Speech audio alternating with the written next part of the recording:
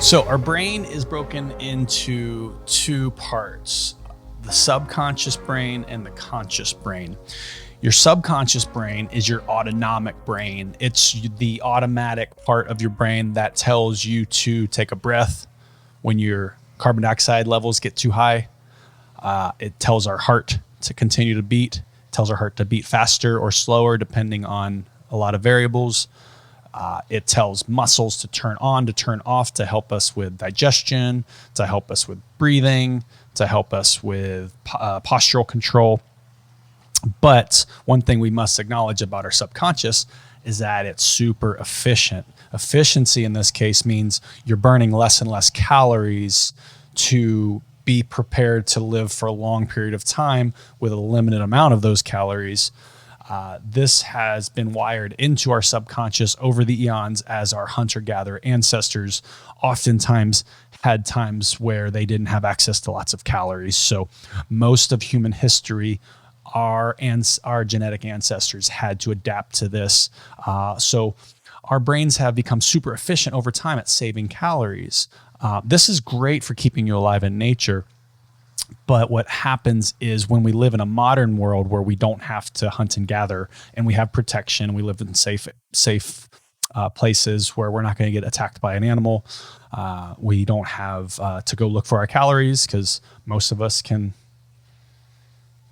get something delivered from our phone now, right to our doorstep. So finding calories is not an issue, but for most of human history, it has been. So our subconscious is kind of like the ultimate resource manager for calories. It goes through a checklist of each muscle group and says, hey, does this glute maximus muscle need to be working right now?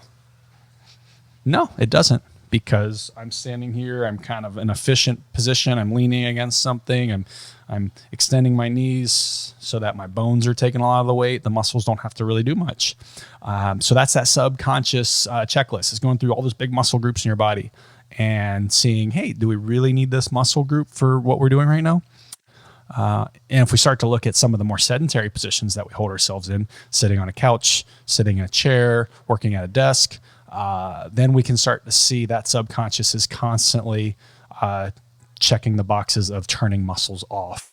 So that's a super important thing to learn when you're learning the best method, because teaching somebody that pervasive instinct is always going to be there is a great segue into teaching them how we can work our conscious part of our brain to voluntarily turn muscles back on.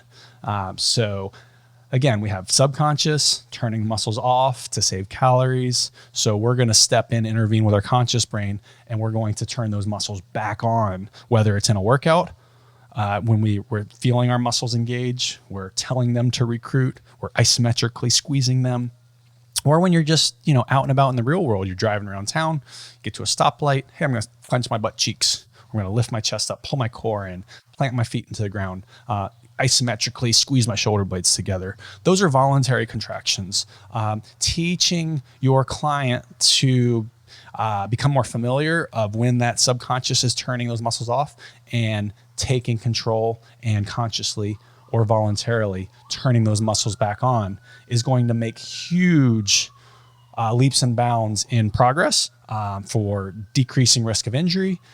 And most importantly, for just giving people confidence that they have the ability to burn more calories throughout the day, which is an awesome thing because, hey, again, I can order food to my doorstep. I will have calories today.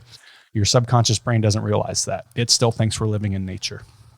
But we know that we have access to lots of calories. So tell your subconscious brain, thank you for doing your job. I appreciate it. But step aside. I'd like to engage these muscles. I will eat today. I promise. So that is why we really focus on that subconscious conscious interaction in our brain and teach people early and often how important that is for reaching their goals, for engaging more muscles more often, for burning calories, and for reaching that next level progression. Because now you have access to those muscles. You're using them more. You know when they're on, you know when they're off, and you can better engage those muscles more often, which is going to progress you quicker when you come in to work out, because now you can voluntarily turn those muscles on.